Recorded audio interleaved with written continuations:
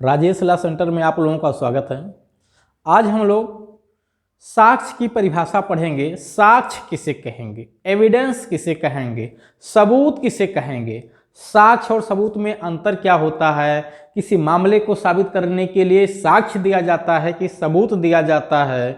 ठीक है, तो एक बड़ा कॉम्प्लिकेटेड थोड़ा सा पॉइंट है, थोड़ा सा जटिल है। ठीक है, बहुत सारा कन्फ्यूजन इस पे लोगों को रहता है कि साक्ष्य क्या है, सबूत क्या है। ऐसा लगता है दोनों एक ही है, दोनों में से कोई भी कोर्ट में दिया जा सकता है, ऐसा नहीं है। ठीक है, यहाँ तक कि कभी कभी जज के द्वारा भी जजमेंट लिखने में भी गलतियाँ हो जाती हैं जब वो लिखते हैं कि फला व्यक्ति को साक्ष्य के अभाव में बरी किया गया है।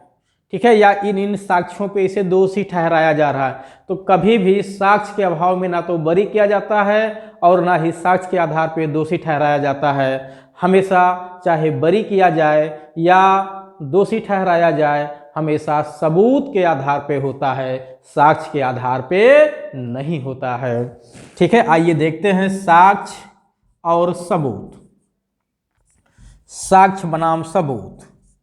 ठीक है, क्या है साक्ष्य और सबूत? साक्ष्य को एविडेंस कहते हैं, सबूत को प्रूफ कहते हैं। ठीक, ये मान लेते हैं कोर्ट है, कोर्ट के समक्ष कोई मामला आया हुआ है साबित करने के लिए। ठीक है, कोर्ट के समक्ष कोई मामला है, चाहे वो सिविल हो या क्रिमिनल हो। ठीक, ये जज साहब बैठे हुए हैं अंदर। ठीक, अब जज साहब अंदर बैठे हुए हैं, इनके समक्ष कोई मामला आया है, तो ये उस मामले में जैसे का ने आरोप लगाया है खा के ऊपर कि साहब का ने खा के घर में चोरी किया है, अतः इसे दोषी ठहराया जाए। तो अब प्रश्न ये है कि का ने जो खा पर आरोप लगाया कि का ने खा के घर में चोरी किया है, अतः का को दोषी ठहराया जाए। तो का को दोषी तभी ठहराया जाएगा जब ये बात कोर्ट में खा साबित कर दे कि का ने जो है चोरी किया है। तो इसे साबित किया जाना जरूरी है। ठीक है, तो साबित मतलब सबूत चाहिए कोर्ट को। सबूत नहीं मिलेगा तो का बरी हो जाएगा, सबूत मिल जाएगा तो का दोषी हो जाएगा। तो इसका मतलब ही आपने समझ लिया कि सबूत की जरूरत है। अब प्रश्न ये है सबूत और साक्ष्य में अंतर क्या है। देखिए, जब पक्षकारों के द्वारा कोई गवाह पेश किया जाता है या कोई दस्तावेज पेश किया जाता है, तो वो गवाह या दस्तावेज जो पेश किया जाता है वो साक्ष्य कहलाता है। क्या कहलाता है? एविडेंस कहलाता है। और जब उस एविडेंस पे यानी उस साक्ष्य पे कोर्ट विश्वास कर ले, यानी उसे एडमिसिबल कर ले, एक्सेप्ट कर ले, तब वो साक्ष्य हमारा सबूत बन जाता है। और उस सबूत अगर इतना मजबूत है कि उसमें कोई संदेह नहीं है तो का को चोरी ठहराया जाएगा। अगर उसमें संदेह है तो इससे खासे और साक्ष्य मांगा जाएगा। अगर वो नहीं दे पाएगा तो का को बरी कर दिया जाएगा, दोष मुक्त कर दिया जाएगा। तो साक्ष्य और सबूत का अंतर सिर्फ इतना है कि हमें पेश करना है सबूत, लेकिन हम सबूत डायरेक्ट तो देते नहीं हैं, क्योंकि हम जो पेश कर रहे हैं वो सही है कि गलत है, कि जो है उसका मूल्य कम है या ज़्यादा है, ये कोर्ट डिसाइड करता है। तो जब हम साक्ष्य पेश करेंगे तो कोर्ट उसे अगर स्वीकार कर लेता है, एडमिसिबल कर लेता है, तब वो सबूत बन जाता है। अगर कोर्ट उसे एडमिसिबल ना करे तो वो साक्ष्य ही रह जाता है। ठीक, तो कोर्ट जब स्वीकार कर लेता है साक्ष्य को तो वो सबूत बन जाता है। जब तक स्वीकार नहीं करता तब तक वो साक्ष्य कहलाता है। तो मैं कह सकता हूं कि प्रत्येक साक्ष्य सबूत नहीं है, लेकिन प्रत्येक सबूत साक्ष्य होता है। आगे देखिए, साक्ष्य किसी भी मामले को यानी का के ऊपर जो आरोप लगा है कि उसने चोरी किया है, इसको साबित करने के लिए केवल साक्ष्य ही एकमात्र ढंग नहीं है साबित करने का। और भी तरीके से इसे साबित किया जा सकता है, यानी और भी तरीकों से हम सबूत कोर्ट में दे सकते हैं। जैसे का ने स्वीकार कर लिया तो का स्वीकार किया जाना भी एक सबूत है, और इसके आधार पे भी का को दोषी ठहराया जा सकता है। तो का के द्वारा स्वीकार किया जाना, ठीक है, का के मामले में कोई परिस्थिति जन साक्ष्य हो, कोई भौतिक पदार्थ हो, तो किसी भी और तरीके से साबित किया जा सकता है। यानी साक्ष्य ही एकमात्र तरीका नहीं होता है किसी मामले को साबित करने के लिए।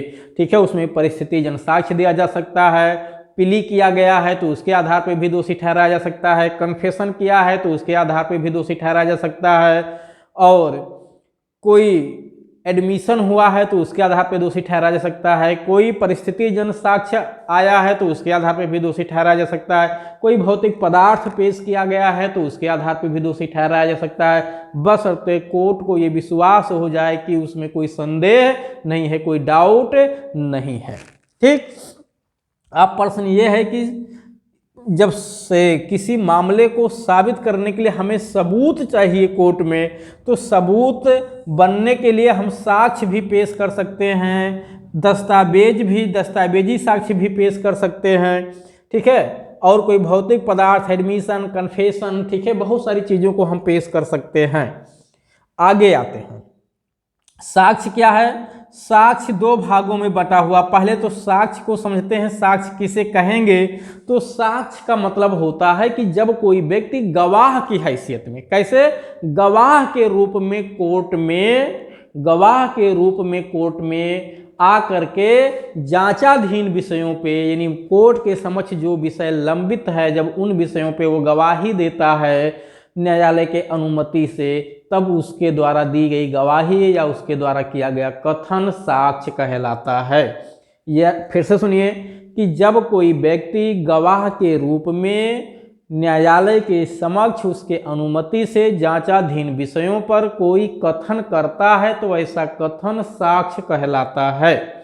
ठीक, अब जरा इसका मतलब इसके लिए क्या क्या जरूरी है कि कोई व्यक्ति गवाह के रूप में कोई कथन करे, ऐसा कथन न्यायालय के अनुमति से करे, और ऐसा किया गया कथन जांचाधीन विषयों पर हो, तब वो कथन साक्ष्य कहलाता है।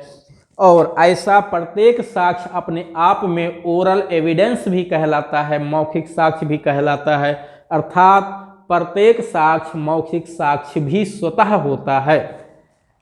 अब साक्ष्य जो है, एक साक्ष्य के श्रेणी में परिसाक्ष्य भी आता है। क्या आता है? परिसाक्ष्य, टेस्टिमनी। ठीक है, परिसाक्ष्य का मतलब होता है कि ऐसा कोई साक्ष्य जिसपे अभी, ठीक है, मतलब ऐसा कोई कथन जिसपे अभी एडवर्स पार्टी को क्रॉस एग्जामिनेशन करने का अवसर ना मिला हो, उसे हम परिसाक्ष्य कहते हैं। और जब एडवर्स पार्टी को क्रॉस एग्जामिनेशन करने का, यानी जिरह करने का अवसर दे दिया जाता है, तब वो परिसाक्ष्य साक्ष्य में बदल जाता है। अर्थात जब किसी गवाह की गवाही होती है, चाहे वो अभियोजन की तरफ से चाहे अभियुक्त की तरफ से, तो उस गवाह को अगली पार्टी, जिसको एडवर्स पार्टी कहते हैं, वो जब उसकी परीक्षा कर लेता है, जिसको क्रॉस एग्जामिनेशन कहते हैं या जिरह कहते हैं, तब इस गवाह के द्वारा, यानी पहले वाले गवाह के द्वारा दिए गए कथन साक्ष्य बन जाते हैं और तब वो मूल्यवान होते हैं। अगर वो सत्य हैं तो कोर्ट उन्हें स्वीकार कर लेगा और वो सबूत बन जाते हैं। तो साक्ष्य को आपने समझ लिया, साक्ष्य क्या है, परिसाक्ष्य क्या है। ठीक, अब साक्ष्य कितने प्रकार के होते हैं? दो प्रकार के। ठीक है, एक मौखिक साक्ष्य, एक दस्तावेजी साक्ष्य।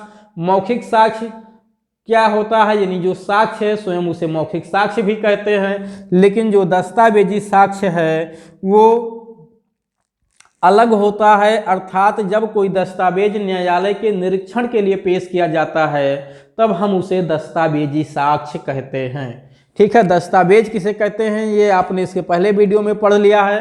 और जब उस दस्तावेज को न्यायालय के निरीक्षण के लिए पेश किया जाता है तो वो दस्तावेजी साक्ष्य कहलाता है।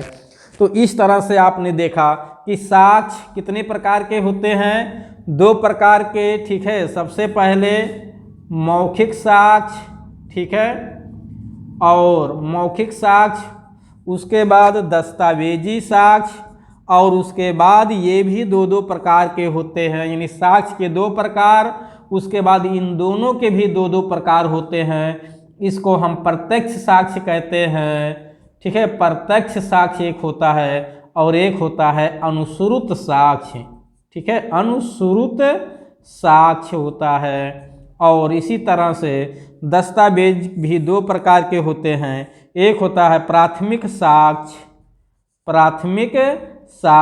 और एक होता है द्वितीयक साक्ष्य। ठीक है, द्वितीयक साक्ष्य। तो प्राथमिक साक्ष्य किसे हो, अब इधर फिर आ जाइए। मौखिक साक्ष्य दो प्रकार के, प्रत्यक्ष साक्ष्य, अनुश्रुत साक्ष्य। प्रत्यक्ष किसे कहेंगे, अनुश्रुत किसे कहेंगे, इन दोनों का उल्लेख धारा 60 में किया गया है। प्राथमिक साक्ष्य क्या होता है, द्वितीयक साक्ष्य क्या होता है, इसका उल्लेख क्रमशः धारा 62 एवं धारा 63 में किया गया है साक्ष्य विधि में। तो इस तरह से आपने साक्ष्य की परिभाषा को देख लिया। अब हम लोग चलते हैं साबित, ना साबित, साबित नहीं हुआ और भारत। ठीक, साबित किसे कहते हैं? साबित का मतलब होता है कोई चीज कोर्ट में प्रूव्ड हो गया हो तो उसे हम साबित कहते हैं। कब प्रूव्ड हुआ माना जाता है? जब न्यायालय अपने समस्त के विषयों पर विचार करने के उपरांत, ठीक है, उस तथ्य के अस्तित्व को स्वीकार कर लेता है या उस तथ्य के अस्तित्व को उन विशिष्ट परिस्थितियों में इतना अधिसंभाव्य समझता है कि कोई सामान्य प्रज्ञावान व्यक्ति को भी उस तथ्य के अस्तित्व को स्वीकार किया जाना चाहिए, तब उसे हम साबित कहते हैं, प्रूव्ड कहते हैं। फिर से जरा समझिए, जैसे मैं एज अ कोर्ट मेरे समक्ष जो कुछ मामला आया, चाहे वो साक्ष्य हो, दस्तावेजी साक्ष्य हो, मौखिक साक्ष्य हो, परिस्थिति जन साक्ष्य हो, संस्वीकृति हो, एडमिशन हो, ठीक है, या प्ली किया गया हो, कुछ भौतिक पदार्थ हो, कोई परिस्थिति जन साक्ष्य हो, सभी चीज़ों को लिखा गया है। क्योंकि साक्ष्य ही एकमात्र ढंग नहीं है किसी मामले को साबित करने का, बहुत सारे तरीकों से साबित किया जा सकता है। ये बात सही है कि व्यवहार में साक्ष्य ही ज़्यादा पेश किए जाते हैं। तो जब मैं एज न्यायालय में मेरे समक्ष, ठीक है, मेरे समक्ष पेश किए गए समस्त विषयों पे मैंने उस पर विचार किया और उस तथ्य के अस्तित्व को मुझे सही लग गया कि वो सही है, तो मैं उसे मान लिया, तो ये भी साबित हो गया। या मैं इतना उसे अधिसंभाव्य समझ रहा हूं, ये इतना ज्यादा उसे सही मान रहा हूं कि कोई भी सामान्य प्रज्ञावान व्यक्ति के सामने अगर वो पदार्थ, वो दस्तावेज, वो मैटर सब दिए गए होते तो वो भी उस तथ्य के अस्तित्व को स्वीकार कर लेता। तो इसे क्या कहेंगे? साबित। ठीक, यानी एक तरह से कह सकते हैं कि जज के जो मूल्यांकन का पैमाना है वो एक कॉमन प्रूडेंट पर्सन के समान है। अगर एक कॉमन प्रूडेंट पर्सन उस तथ्य को सही मान रहा है, जो कुछ साक्ष्य या दस्तावेजी पदार्थ या जो कुछ मैटर उसके सामने पेश किए गए हैं, तो जज भी उसे सही मानेगा। ठीक, किसी का जस्ट उल्टा है ना साबित। ना साबित का मतलब होता है कि जब न्यायालय अपने समझ के विषयों पर, ठीक है, विचार करने के उपरांत उस तथ्य के अस्तित्व को अस्वीकार कर देता है, ठीक है, या उस विशिष्ट परिस्थितियों में इतना अधिसंभाव्य समझता है कि कोई सामान्य प्रज्ञावान व्यक्ति भी उस तथ्य के अस्तित्व को अस्वीकार कर देता, तो उसे कहते हैं डिसप्रूव्ड, साबित नहीं हुआ। ठीक है, वो सॉरी ना साबित कहते हैं, साबित नहीं हुआ नहीं, ना साबित कहते हैं। इसका मतलब है कि कोर्ट में कोई मामला आया और वहां सब कुछ सारी चीजें पेश की गई, साक्ष्य हो, दस्तावेजी साक्ष्य हो या भौतिक पदार्थ जो भी कुछ हो, कोर्ट ने उसे मान लिया कि सही है तो वो हो गया साबित। कोर्ट ने उसे नहीं माना तो वो हो गया ना साबित, ठीक है, डिसप्रूव्ड। और वो मामला भी कोर्ट में पेश ही नहीं किया गया है, ठीक, तो ना तो वो प्रूव्ड है ना वो डिसप्रूव्ड है, वो क्या है? Not proved. जो मामला कोर्ट में अभी गया ही ना हो, उस पर ना तो किसी भी पार्टी ने कोई साक्ष्य नहीं दिया होगा उसे साबित करने के लिए, तो उसे हम नॉट प्रूव्ड कहते हैं। लेकिन जो कोर्ट में गया हो, साबित किया गया हो, यानी कोर्ट ने मान लिया हो कि ये सही है, वो प्रूव्ड। जिसे डिनाई कर दिया हो कि ये सही नहीं है, संदेह है, तो उसे नॉट प्रूव्ड। और जो अभी कोर्ट में गया ही ना हो उसे हम कहते हैं नॉट प्रूव्ड, ठीक है, साबित नहीं हुआ। और अगली परिभाषा दी गई है इंडिया की, भारत की। भारत में जम्मू कश्मीर राज्य को भी शामिल किया गया। भारत मत अर्थात संपूर्ण भारत से है, यानी जिसमें जम्मू कश्मीर भी शामिल है, क्योंकि 2019 से पहले जम्मू कश्मीर कुछ पर्पज के लिए भारत का हिस्सा नहीं माना जाता था। लेकिन 2019 से, ठीक है, अनुच्छेद 370 में संशोधन करके हमारी पार्लियामेंट ने जम्मू कश्मीर को भी भारत का अभिन्न राज्य प्रदान कर दिया, यानी अभिन्न अंग बना दिया।